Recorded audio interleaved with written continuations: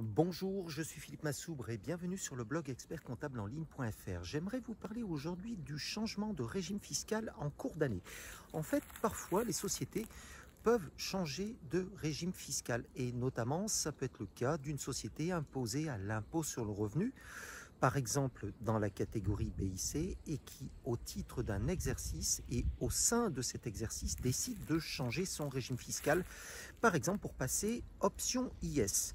Alors dans ce cas, il faut savoir qu'il y a une particularité fiscale qui est que, à la date de changement du régime, l'administration fiscale va vouloir une liasse fiscale, un bilan, un compte de résultat, et qui permettent de déterminer la base de taxation du régime qui va disparaître. Puisqu'en fait, au sein d'une même année, il peut y avoir deux périodes distinctes en termes d'imposition des bénéfices de l'entreprise. Donc, dans ce cas, la particularité, c'est que en fait, le bilan, lui, juridiquement, reste à la même date. Prenons l'exemple d'une société qui clôture ses comptes au 31 décembre de l'année.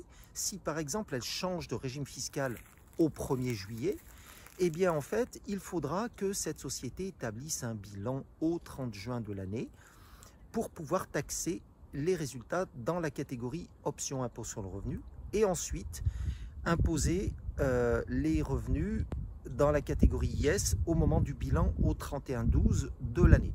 Alors, ceci étant, la particularité, c'est qu'au niveau de l'Assemblée générale d'approbation des comptes, il va falloir statuer sur deux catégories de résultats.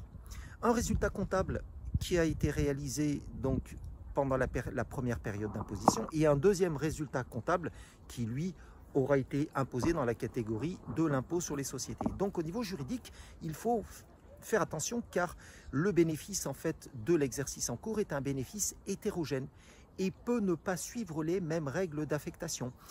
En effet, dans la catégorie impôt sur le revenu, dans la catégorie BIC, en fait, les résultats sont affectés au compte courant d'associés. Donc, les associés perçoivent le résultat au prorata de leur détention. Et ceci pour une bonne raison, c'est que, en fait, il y a transparence fiscale. Et donc, en fait, les résultats sont directement affectés à disposition de l'associé ou des associés. Et sur la deuxième partie de l'année, si la taxation est à l'IS, dans ce cas-là, c'est très différent puisqu'on aura une affectation de résultats qui pourrait être en réserve ou en dividende, et à ce moment-là, en suivant les règles d'affectation de résultats des sociétés option IS classiques. Donc attention, lorsqu'il y a un changement de régime fiscal, il y a deux bilans dans la même année, pas de changement de date de clôture, pas obligé, et une affectation de résultats très spécifique. Donc il faut être très prudent car l'administration fiscale, par contre, ne vous loupera pas si le formalisme n'est pas bien respecté. Voilà, c'était Philippe Massoubre pour le blog expertcomptableenligne.fr. À très bientôt. Au revoir.